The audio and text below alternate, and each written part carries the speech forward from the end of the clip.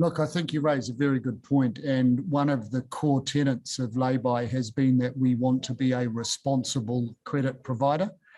And in my view, there is nothing wrong with credit per se, provided it is offered responsibly and accepted responsibly. We have credit and affordability checked our customers from day one in the UK since we started, and day one in New Zealand and Australia since we started down here. And so that's one side of the protection, is the credit and affordability checking. The other thing is we never charge interest, ever. When a customer doesn't pay us, we suspend their account so they can't get into a debt spiral.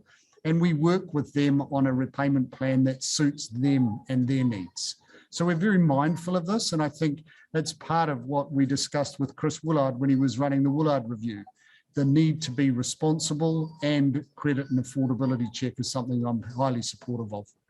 It's kind of not your problem, but it is the problem for the consumers more largely, that the regulators just don't seem to be catching up with the technology in the fintech space at the moment. And obviously this is an industry that's been around for a long time, but I think you and other players now have embraced technology and made it a much more efficient business.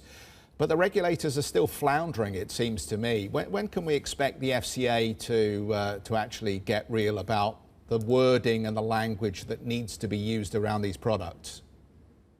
Look, I think the regulator has been very mindful of engaging with the industry. We've had good conversation, as I say, with Chris Woolard as part of that review process. And we are engaging regularly in conversation with parliamentarians, and I've talked to Her Majesty's Treasury as well. I think the consultation process that is due to start in the autumn or late summer is going to be one of those things that the regulator does embrace innovation and technology. And it's all about being fit for purpose, isn't it? We use a saying here in New Zealand, you don't need a sledgehammer to hammer in a tack. And I think that's around the appropriateness of regulation for the services that are being offered.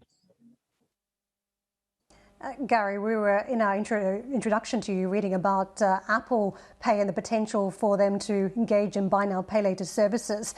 Apple Pay has 383 million users worldwide. What would their entry into the market mean for your segment?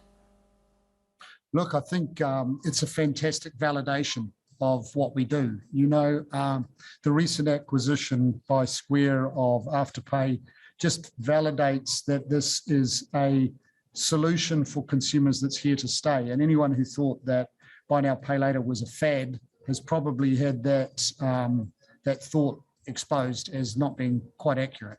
You don't spend $29 billion buying a company for a fad. So the Apple announcement, fantastic for the sector, validates what we do and actually raises the awareness in the public's mind, but also in the retailers and service providers' minds that this is an alternative payment that consumers are looking for.